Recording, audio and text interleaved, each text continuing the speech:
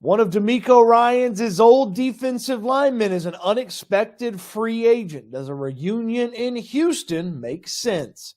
Welcome into the channel. I'm Cody Stoots. Let's talk some Texans, and let's talk about Arik Armstead, the former 49ers defensive lineman who unexpectedly became a free agent late Sunday night as the 49ers released the 9-year veteran after being unable to come to an adjusted final year of his contract with Armstead. They wanted him to take a little bit of a pay cut.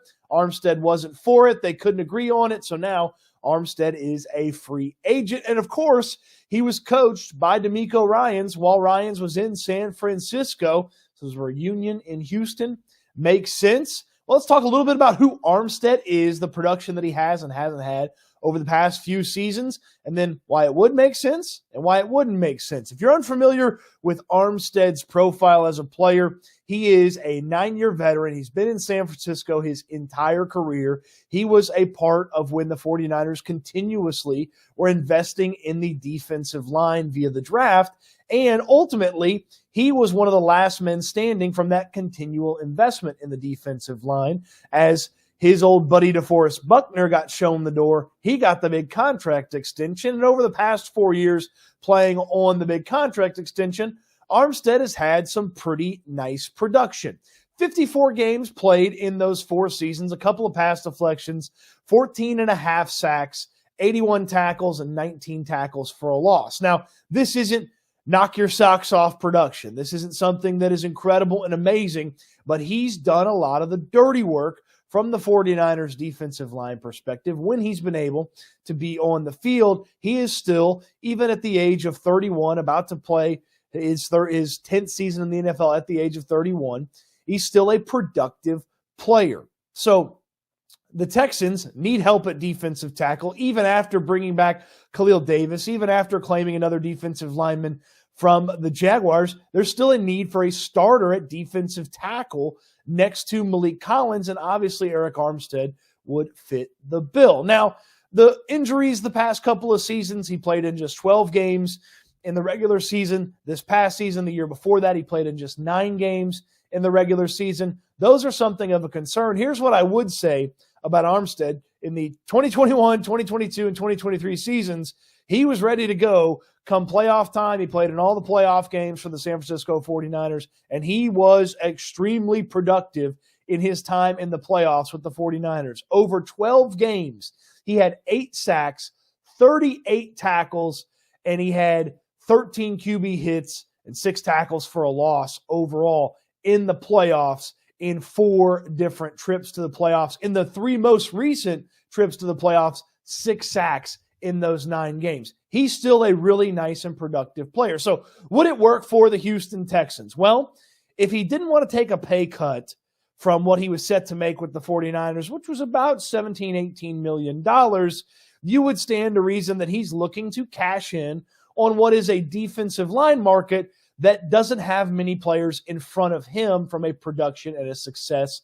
standpoint. So while he would be slightly expensive, the Texans have the money if they want to pursue a guy like Armstead. Obviously, the familiarity with the system, with DeMeco Ryans, is a huge element that Armstead has over almost any other free agent that is out there. But one element of Armstead's game that I think really is an important piece is to hear his teammates talk about how important he was to them. Now, look, every teammate likes their teammates for the most part, but Armstead was the 4-time Walter Payton Man of the Year award nominee for the 49ers.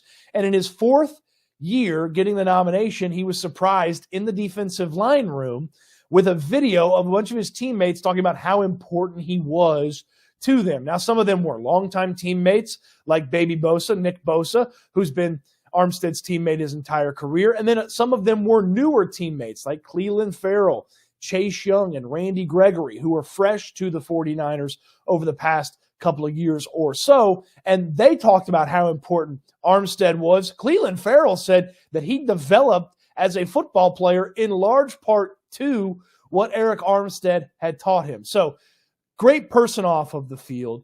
Teammates love him, and he's still a productive football player. Look, this isn't a 10 sack potential guy. This isn't some monster tackle for a loss type of guy that you're adding to the equation. But he does some dirty work. He sets some things up for the defensive ends to have success. He's got the familiarity with the defense that you would hope plays into getting deeper and more impressive results out of that defensive tackle spot.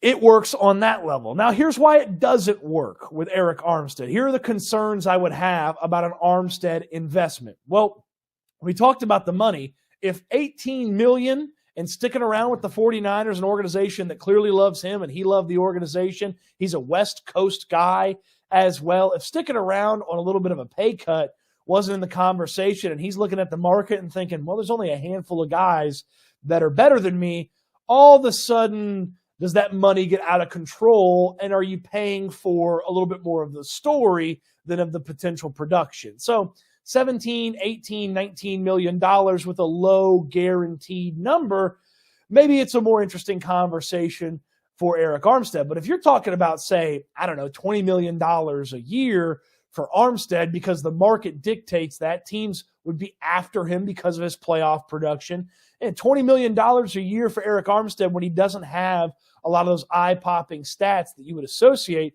with a player at that level of compensation, that maybe becomes a little bit hard to stomach. Does it keep you from doing some other moves? And again, $20 million on average annual value, that didn't all hit your cap at once, but how much of that 20 per year does he want guaranteed? How long does he want to sign up for? I mentioned he's going to be 31 years old this upcoming season. Are you getting 2 more productive years out of Arik Armstead, 3 more productive years out of Armstead? And you're only getting that if he stays healthy. The amount of missed games the past couple of seasons certainly is an eyebrow raiser. Now, again, he's been ready come playoff time, but if he's not there in the regular season, he can't help you get to the playoffs. His availability for the playoffs, it's not that important. So I am a little worried about the injury conversation around Armstead, in addition to the financial investment to Armstead. And as we mentioned, hey, look, productive player, a lot of stuff in the playoffs. That money might be a pretty important part to his next team. So you might have a lot of bidders going after him. A team like, say, I don't know, the Chicago Bears, who need a veteran to kind of help guide some of the younger players that they have. Maybe that's something that they value a little bit more than the Houston Texans would. The Texans likely need production at this point. So while an Armstead reunion makes sense for a few reasons, there's plenty of reasons. The big-time money commitment, the injury history, and just the overall level of production not quite being what it would be for a big-time free agent investment, that's kind of why it doesn't make sense. Now, if you've watched any of my videos, you know I'm no big Christian Wilkins fan. The Miami Dolphins defensive tackle who's set to be a free agent, he's a very nice player. I just don't believe that he's going to be worth the big-time money and the commitment that you would need to make to get a guy like Christian Wilkins. But while saying that, I'm probably more comfortable at $25 million a year for a guy like Christian Wilkins than I am at, say, $20 million a year for a guy like Arik Armstead. Even though Armstead's got a lot of playoff production and he's been a key member to one of the best defenses in football for a while, I like the potential of Wilkins and the chance that he would pay off, or the chances that he can pay off on what his investment is, closer to Armstead paying off on what his investment is. So I think ultimately it comes down to, if the number's right, Armstead makes a lot of sense. $15 million a year, something like that, 3-year commitment, bump up the guaranteed money up a little bit so he is taken care of. That makes a little bit more sense than some big commitments to some other players. But once you start getting into the $19, $20 million a year, big guaranteed money, the injury history being a big factor with Arik Armstead, I don't know that it makes a lot of sense for the Texans. I know DeMeco Ryans would probably like to have his guy, a guy that he's familiar with and trusted for a while in San Francisco. I know that he'd probably like to have that guy in the building, but the economics of the situation, the business of the situation may not make it possible. And if you're going to spend big money on a guy at defensive tackle, even though I'm no big Christian Wilkins fan, you probably need to spend on a guy that has a higher hit rate probability than a guy like Armstead at a big number. Wilkins has that higher hit rate probability. But again, For the right money, I'm all in on Arik Armstead being in a Texans uniform, leaving that West Coast where he spent so much time in his life, heading down south, reuniting with DeMeco Ryans, and taking care of business on the Texans defensive line. What do you think? You in on Arik Armstead? Should the Texans be on Arik Armstead? Let me know in the comment section down below. Wilkins at 25, Armstead at 20. Which one would you go with? The comment section always live on these videos. Love chatting with you in the comment section. On your way down there, throw me a thumbs up on the video and subscribe to the channel if you haven't already. Free agency is right around the corner. If you're watching this on Monday morning, free agency is almost here. If you're watching this in the middle of Monday, you're probably late. You need to hit the Twitter account at Cody_Stoots, which is in the link in the description down below as well, because we've probably talked about any and all free agent signings that the Texans have made up to this point. Of course, if you're watching this video and it's late Monday or Tuesday, there's probably been other videos covering the free agents that the Texans have signed. You don't want to miss any of that. Subscribe to the channel so you don't miss anything. I'm glad you watched till this portion of the video. I appreciate you watching. Hope you enjoyed the video, and I can't wait till we talk Texans again soon.